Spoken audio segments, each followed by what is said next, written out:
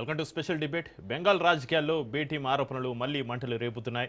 Minority ఓట్లే లక్ష్యంగా రాజకీయ పార్టీలు నేరుగా యుద్ధరంగంలోకి దిగాయి. ఒకవైపు మమతా బెనర్జీ నేతృత్వంలోని తృణమూల్, మరోవైపు భారతీయ జనతా పార్టీ మధ్యలో హుమాయూన్ కబీర్ అనే కొత్త రాజకీయ సమీకరణం. బీజేపీ నేతల దగ్గర డబ్బులు తీసుకుంటున్నట్లుగా ఉన్న వీడియోలను బయటపెడుతూ హుమాయూన్ కబీర్ను బీజేపీ బి టీంగా ముద్ర వేయాలని మమతా చేస్తున్న ప్రచారం బెంగాల్ రాజకీయాలను ఒక్కసారిగా వేడెక్కించింది. మైనారిటీ ఓట్లు చీల్చేందుకు బీజేపీ పరోక్షంగా కొత్త రాజకీయ ముఖాలను ముందుకు తెస్తుందని తృణమూల్ ఆరోపిస్తుంటే ఇది పూర్తిగా రాజకీయ నాటకమేనని బీజేపీ కౌంటర్ ఇస్తుంది. ఇదే సమయంలో హుమాయూన్ కబీర్ పార్టీతోటి పొత్తుకు గుడిబే చెప్పిన అసదుద్దీన్ ఓవైసీ నిర్ణయం మరింత రాజకీయ అనుమానాలకు తావిస్తుంది. మైనారిటీ ఓట్ల సమీకరణం చుట్టూ బెంగాల్ రాజకీయాలు పూర్తిగా పోలరైజేషన్ దిశగా వెళ్తున్నాయనే సంకేతాలు కనిపిస్తున్నాయి.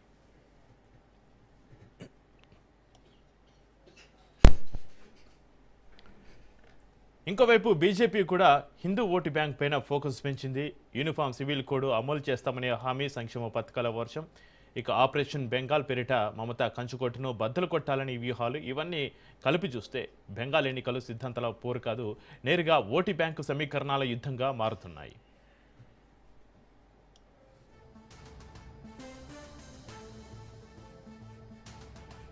ఇక ఇదే సమయంలో తమిళనాడులో సినిమా నుంచి రాజకీయాలకు వచ్చిన విజయ్ ఫ్యాక్టర్ సమీకరణాలను పూర్తిగా కుదిపేస్తుంది. స్టార్ పవర్ను రాజకీయ ఓట్లుగా మార్చే ప్రయత్నం ఒకవైపు, అతన్ని బి టీమ్గా ముద్ర వేసే ప్రయత్నం మరోవైపు. డిఎంకే కాంగ్రెస్ అలియన్స్, అన్నా డిఎంకే బీజేపీ కూటమి, ఇతర చిన్న పార్టీల మధ్య బహుముఖ పోరు మరింత వేడెక్కుతుంది. బెంగాల్లో మైనారిటీ సమీకరణం, తమిళనాడులో స్టార్ పాలిటిక్స్, రెండు రాష్ట్రాలను బి టీం ఆరోపణలు, రాజకీయ పోలరైజేషన్ 2026 ఎన్నికలకు ముందు దేశ రాజకీయాలను వేడెక్కిస్తున్నాయి.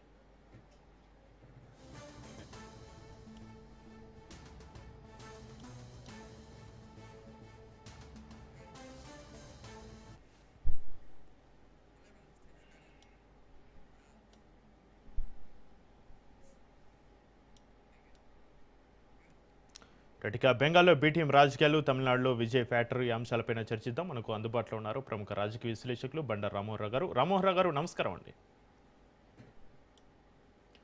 రామ్మోహన్ రావు గారు నమస్కారం అండి. రామ్మోహన్ రావు గారు, బెంగాల్లో హుమాయూన్ కబీర్ను బీజేపీ బి టీమ్గా మమతా బెనర్జీ ప్రచారం చేయడం, ఇది నిజంగా మైనారిటీ ఓట్ల చీలికను ఆపే వ్యూహమా, లేక ప్రత్యర్థిని ముందుగానే బలహీనపరిచే రాజకీయ ప్రచారమా? దీన్ని ఏ విధంగా చూడాలి బండారు రామ్మోహన్ రావు గారు? చక్రి, మీకు అట్లాగే రాజ్ న్యూస్ ప్రేక్షకులు నమస్కారం. రెండు విషయాలు గమనించాలి. ఇప్పటికీ పంచతంత్రం నడిచే క్రమంలో నిన్న 3 రాష్ట్రాలు పోలింగ్ పూర్తయింది. అటు కేరళ, పుదుచ్చేరి, అస్సాం. 3 రాష్ట్రాలు కూడా మంచి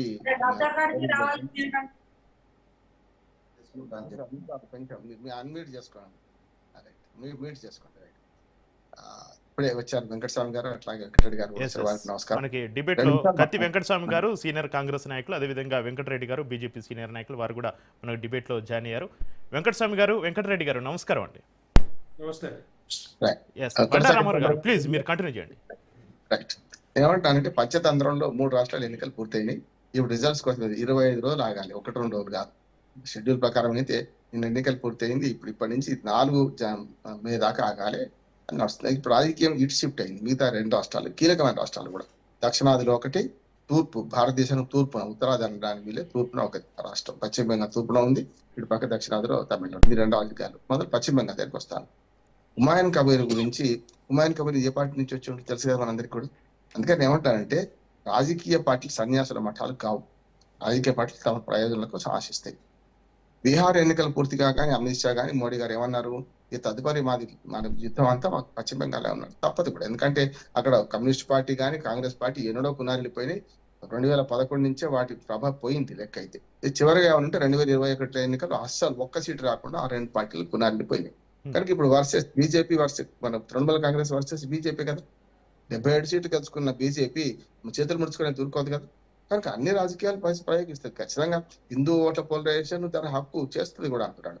మిగతా వాళ్ళందరూ దుర్మార్గంగా ముస్లిం ఓట్ల వేటలో పడి వాళ్ళని మాకు ఎట్లా అనుకున్నారో ఇప్పుడు వాళ్ళు కూడా ఏం చేయాల్సి వస్తుంది. ఇప్పుడు పశ్చిమ బెంగాల్లో మనకు ఆమె మన మమతా బెనర్జీ ఏది మనకు కాళికా సూత్రం నోటికి చదువుతా, నేను బ్రాహ్మణ పండితని చెప్పుకోవాల్సి వస్తుంది. రాహుల్ గాంధీ నేను బ్రాహ్మణు యువకుడిని అని చెప్పి ఆయన జంధ్యం వేసుకొని, అంగి మీద జంధ్యం వేసుకొని ఆయన తిరుగుతుంటాడు, చూస్తుంటాం మనం కదా. అట్లానే వాళ్ళని తక్కువ చేయలే కదా.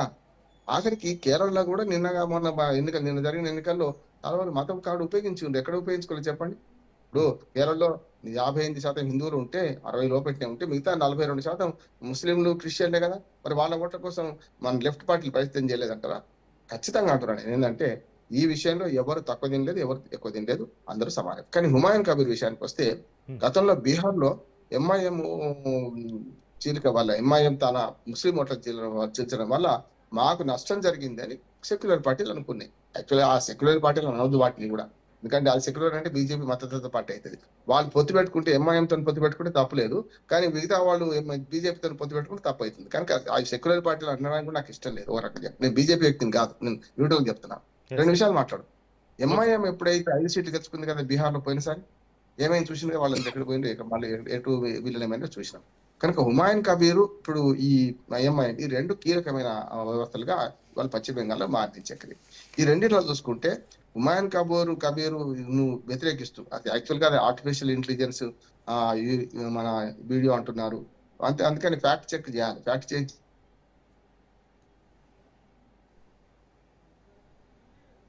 పార్టీలు ఎప్పుడు చేస్తాయంటే ఇటువంటి ఎన్నికల్లో చాలా కీలకంగా ఒక చిన్న సంఘటన మొత్తం మార్చేస్తుంది. ఇందుగాళ్ళు బంధుగాళ్ళు అన్న కేసీఆర్ ఏం చేసిన చూసిన కరీంనగర్ ప్రజలు. అట్లానే మనకు డి శ్రీనివాస్ నిజామాబాద్ లో చూశారు కదా. డి శ్రీనివాస్ గారు బీజేపీ నుంచో మన కాంగ్రెస్ నుంచో మాట మాట్లాడితే ఎండల లక్ష్మీనారాయణ గారు గెలిచారు. ఆయన అసలు అంతకుముందు ఊసు లేదు ఆయన పేరే, కానీ గెలిచారు కదా. అందుకని ప్రతి ఎన్నికల్లో కూడా ఏదైనా ఒక మాట గాని, మాట తూలినా లేకుంటే రాజకీయ వ్యూహం చెడిపోయినా అయితే. అందుకని వాళ్ళ పశ్చిమ బెంగాల్ కీలకమైనది ఏంటంటే సర్ ప్రక్రియ వల్ల ఇవాళ చాలా పెద్ద ఎత్తున అక్కడ జరుగుతుంది పోరాటం. 20 లక్షల ఓట్లు పోయినాయి అంటున్నారు. కానీ సర్ ప్రక్రియ వల్ల మంచి ఏం జరిగింది? ఇప్పుడు కేరళలో చూడండి, పోలింగ్ శాతం 80% చేరుకోలేదు కదా. ఎందుకైంది? ఈ మన ఓటర్ లిస్ట్ లో చెత్త చెదారం తొలగించడం వల్ల ఉన్న 100, ఇప్పుడు 100 ఓట్లలో 20% చెత్త ఉండి మిగతా 100% చెప్పిన 60-70% కాకపోయేది. కానీ అదే 100 20 మొదలు అసలు పోయినాయి అనుకోండి, ఊళ్ళో లేని వాళ్ళు, చచ్చిపోయిన వాళ్ళు, డబుల్ ఓట్లు పోయినాయి అనుకోండి, అప్పుడు ఈ 100 ఫిక్స్ అయితే అంటే ఉన్న వాళ్ళే ఉంటారు ఓట్లలో. అప్పుడు ఏమైతుంది? శాతం పెరుగుతుంది. సరిగ్గా 3 రాష్ట్రాల్లో జరిగింది అది. 90% పుదుచ్చేరిలో, 90% అస్సాంలో జరిగింది, 80% వరకు కేరళలో జరిగిందని కారణం అది. కేరళలో ఆ 20% కూడా ఎందుకు లేదు, 90 ఎందుకు రాలేదంటే చదువుకున్న వాళ్ళు వస్తే, అంతకుముందు చదువుకోకముందు కాకరకాయ అన్నప్పుడు చదువుకున్న కీకరకాయ అంటాడు. అంటే ఓటర్ల నిర్లిప్తత, ఏమో మనకెందుకులే అనే భావం పెరుగుతుంది. కానీ విద్యావంతులు కనుక కేరళ ప్రజలు కూడా మంచి ఓటింగ్ చేసినట్టున్నారు. ఇక్కడ కూడా రేపు ఓటింగ్ శాతం మీద ప్రభావం చూపించాలంటే ఖచ్చితంగా ఈ మత రాజకీయాలు పశ్చిమ బెంగాల్ ఉంటాయి అంటున్నారు. రెండు పార్టీలు ముఖ్యంగా ఓటింగ్ శాతం పెరగాలి, మార్పు రావాలంటే ఓటింగ్ శాతం పెరగాలి. రామారావు పెరుగుతుంది ఖచ్చితంగా పెరుగుతుంది. సర్వ ప్రక్రియ వల్ల జరిగింది ఏంటంటే తాలు తప్ప అన్ని పోయినాయి అంటున్నారు. కొంత అర్హులకు కూడా నష్టం జరగచ్చు, నేను కాదట్లేదు. అర్హుల నష్టం జరగవద్దు ఎవరైనా కోరుకునేది. వెంకటస్వామి గారు కానీ, వెంకటరెడ్డి గారు, మీరు నేను అందరం కోరుకునేది అదే. అటువంటి తప్పులు జరిగినప్పుడు చేయాలి. ఇప్పుడు అందుకని 20 లక్షల మంది ఓటర్లు డోలాయమాన స్థితిలో ఎన్నికలు జరుగుతున్నాయి. యాక్చువల్ గా మిగతా ఎన్నికలు మనం అప్లై చేసుకున్న వాళ్ళని 20% ఓట్లు అట్లా ఉంటాయి. సుప్రీంకోర్టు ఏమన్నది ఇప్పుడు దాని గురించి పట్టించుకోవడం లేదు, అయిపోయింది, ఓడి వెళ్ళిపోయింది. ఎప్పుడైతే ఫైనల్ లిస్ట్ ప్రకటించారో ఈ ఎన్నిక దీని ప్రకారమే జరుగుతుందని చెప్పి సుప్రీంకోర్టు అన్నది. కనుక ఇక దాని మీద శశబిషలు ఏం లేవు. కనుక అవి పోవడం వల్ల ఇప్పుడు ఏమైందంటే వేఅవుట్ కోసం ప్రయత్నం చేస్తారు. ఒకవేళ తృణమూల్ కాంగ్రెస్ ఓడిపోయి బీజేపీ గెలిచింది అనుకోండి, అప్పుడు చూస్తే ఏమంటే సార్ వాళ్ళని నేను ఓడిపోయినామంటారు. అప్పుడు ఆల్రెడీ ప్రిపేర్ చేసుకున్నారు. ఇటు బీజేపీ గెలవలేదు అనుకోండి, వీళ్ళు దుర్మార్గం చేసి గెలిచిందని వీళ్ళు అంటారు. అందుకని పశ్చిమ బెంగాల్లో రాజకీయాల్లో ఇవాళ కాదు చక్రి, మొదటి నుంచి. ఎందుకంటే కొంచెం కాంగ్రెస్ మొదట్లో ఉన్నప్పుడు కాంగ్రెస్ కమ్యూనిస్టుల మధ్య దాడులు జరిగి చాలా దుర్మార్గంగా చంపుకున్నారు. అసలు ఎన్నికల్లో హింస లేకుండా ఎప్పుడైనా జరిగిందా? ఇప్పుడు బీహార్ లో ఉన్న హింస కంటే ఇప్పుడు పశ్చిమ బెంగాల్ పెరిగింది. దానికి ప్రధాన కారణం ఏంటంటే పశ్చిమ బెంగాల్ ఎంత సున్నిత ప్రాంతాలు ఉన్నాయంటే బంగ్లాదేశ్ తోని 2000 కిలోమీటర్ల పైన మనం సరిహద్దు పంచుకుంటున్నాం. ఇటు పక్క ఈశాన్య భారతదేశం అటు, ఇటు పక్కన తూర్పు మొత్తం అంతా మనకు బంగ్లాదేశ్ సరిహద్దు పై దాకా సిలిగురి ప్రాంతం వరకు కూడా ఏమంటే చికెన్ నెక్ దాకా కూడా మన పశ్చిమ బెంగాల్ తోని కోడి మెడలాగా ఉంటుంది. చూస్తారు కదా మీరు పశ్చిమ బెంగాల్ చిత్రపటం చూస్తే పైన ఇట్లా ఒంటే కదా పైన ఎట్లా ఉంటుందో అట్లా ఉంటది. కనుక అక్కడ దాకా బంగ్లాదేశ్ తో సరిహద్దు పంచుకుంటున్నాం. కనుక తప్పనిసరి ఉంటాయి, చొరబాట్లు ఉంటాయి, రోహింగ్యాలు ఉంటారు, బంగ్లాదేశ్ తోని మత తత్వం ఉంటది, ఇవన్నీ ఉంటాయి మనకు. కనుక దీనిలో బీజేపీ వాళ్ళ 77 సీట్ల నుంచి గ్యారంటీ 100 సీట్లు దాటుదని నేను అనుకుంటున్నాను. అధికారంలోకి వస్తుందా రాదా అంటే ఇంకా టైం ఉన్నది. నామినేషన్ విధానం జరుగుతున్నది, ఇంకా 15 రోజులు టైం ఉంది. 23 కదా వాటికి ఇంకా 10 రోజులు ఉంది. కనుక అయిపోయింది.